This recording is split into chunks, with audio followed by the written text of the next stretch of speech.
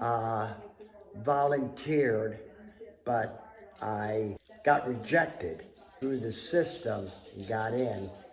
My brother-in-law helped me, got me in service. So in Vietnam at that time, they were taking anybody and everybody. So I got in.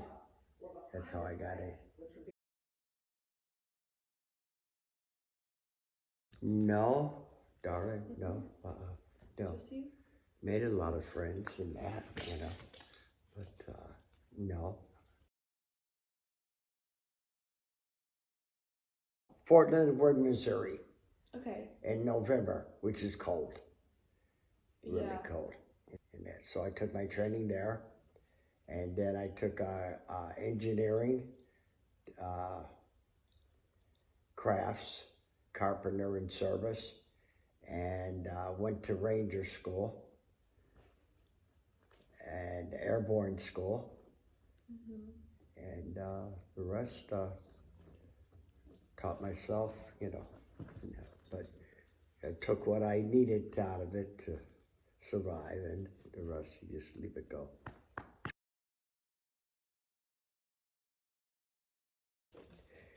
It's very crude. You slept out in the field, you slept in the jungle, you slept in the rain, you walked in the rain, you fought in the rain, you fought when it was hot, and what else can I say?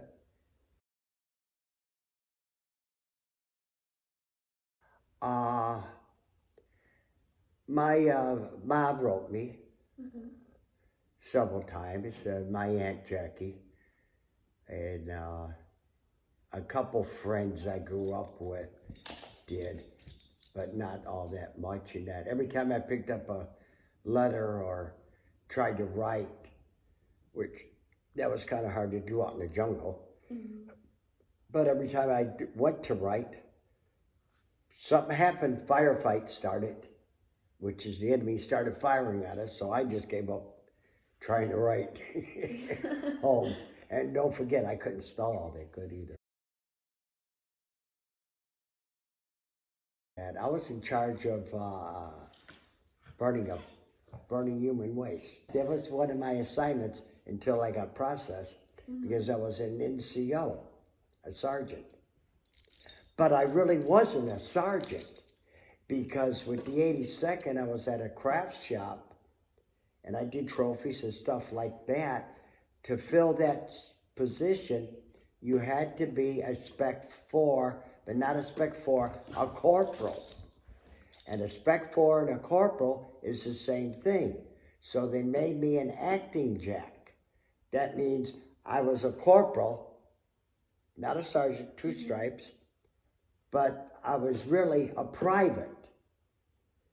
I wasn't getting paid for being a Spec 4 or E4 or a corporal. They had me in a line outfit, then all of a sudden something happened, a firefight came out, and I picked up a machine gun, and a guy in front of me got killed, and me and this other guy huddled behind this little berm, which I made a little berm, about the size of a pillow, and started firing, and then they put me in charge of the M60 squad. And I told them, well, wait a minute, hold it, it's something ain't right here. I'm really a private, first class. I'm just an acting jack corporal. These are acting, but they took it, so that's how, and somehow the military messed up. And really, I was a private, but but because I had the 2 stripes, they put me in charge, because, it's funny how it all worked out. But anyway, they could check my record, but okay. What else is new?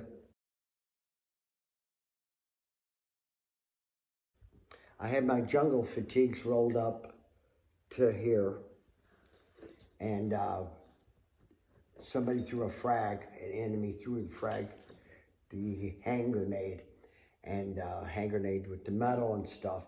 It went into my sleeves I had rolled up to here, and it twirled, left holes in my arm like this here, like figure an ice cream cone that's got an angle, and turn it upside down. Well, a piece of metal goes in, it hits your skin and it starts twirling until it loses its velocity, and it winds up becoming a V because it's taking out all the meat and muscle in your arms. And this arm here, I had a a silver dollar hole in this arm, which is like the size of that and deep. And the other one was $50 and a quarter. So I had holes in my arms with the muscle tissue. If I make a muscle, it looks kind of funny. But anyway, I was flipping up ammo. We got in a firefight, and I was flipping up ammo up to my other gun, tossed it over to my other one as he was running out. And just I went like that, the bullet, a gook, we call them gooks, was up in the tree and shot, and the bullet hit my ring and stuck in my ring. And they took it out in Japan when I got hit. And I had it, and they had it look up, but the person was cleaning around there, threw it away accidentally in that. So, but anyway. See, they call me a crooked little man with a crooked little hand. But they put my finger back together. But that's the way it is, see? That's the way my hand is. So 5 operations, put it back together. No, baby. I just didn't want to know, and that was in charge. It's just said it. I just want them to, I just want to feel that they're still alive if they are, which I don't know if they made it. Some did. Some of the guys got hit with me, my guys and that. But we were always together as a family. In service, that's your family. Your person to your right, to your left, and back here, that's your family. So you all stand together. For Mom's, for the American flag and Mom's homemade apple pie.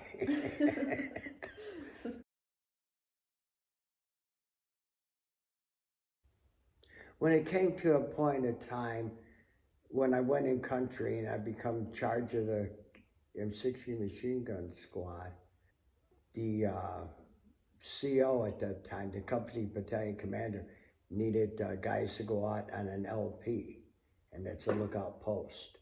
But having to pick them out of the guys, they needed 6 of them out of my battalion, out of my squad. 6 guys, and I told them, looky here, guys, I can't do that. You guys have been here longer than I have. I can't pick them. I can't pick you. Pick straws, work it out between yourselves, but I have to have 6 of you. So you guys pick it out, and they drew straws, I think it was, or they went out, and then only 3 came back.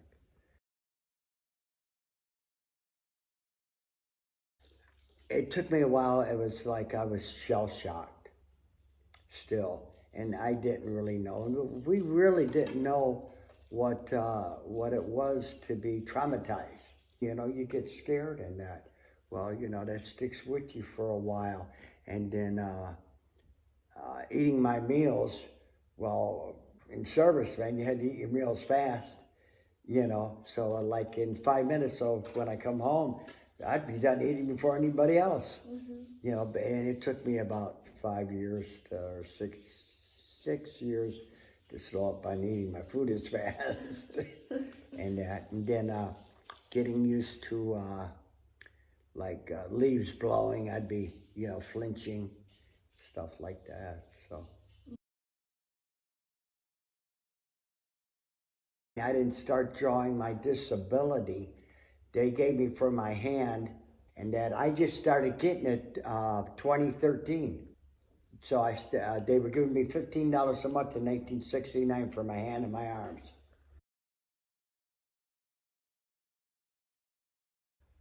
Keep it real. Just keep it real. And bad things, they do happen, and we can't stop it. There will always be bad, but there's got to be bad for it to be good. Good is always better than bad, 10 times fold. and always will be.